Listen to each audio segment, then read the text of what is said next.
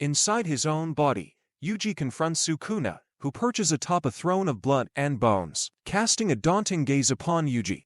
Despite Yuji's attempt to strike, his strength and tactics prove futile against Sukuna's dominance. Sukuna explains they're not in hell but rather in his innate domain, a realm within Yuji's mind, signifying they're not deceased. Given the altered circumstances, Sukuna proposes a deal to restore Yuji's heart.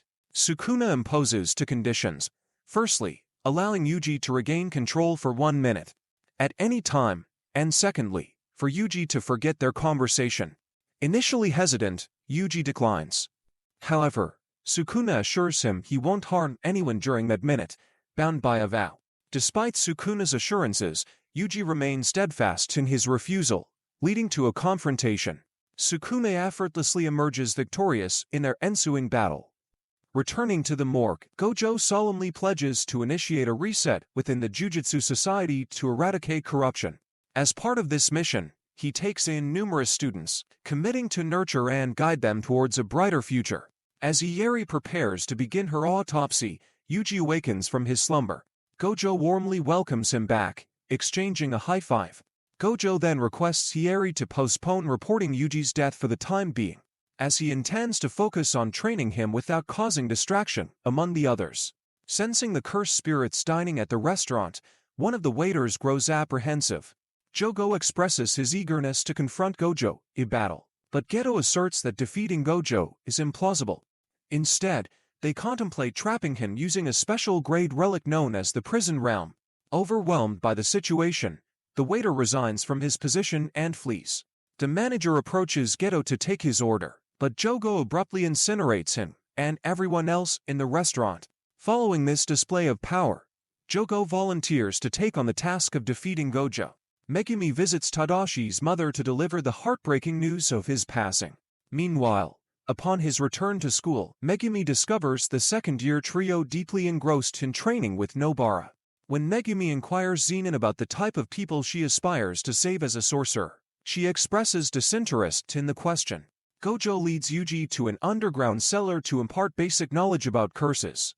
Yuji, recognizing his own weakness and the danger it poses to others, resolves to become stronger.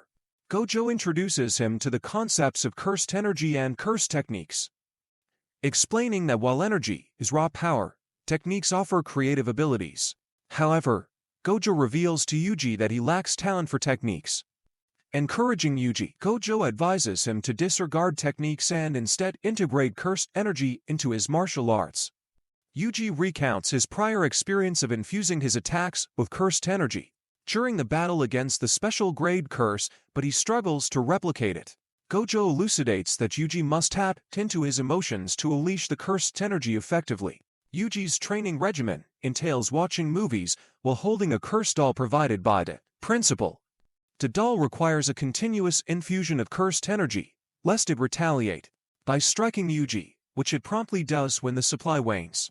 During his training, Yuji must continuously supply cursed energy to the doll while watching movies. He must remain focused and avoid distractions from the films. There's no room for slacking off. Any lapse in concentration will result in the doll delivering a punch as a consequence.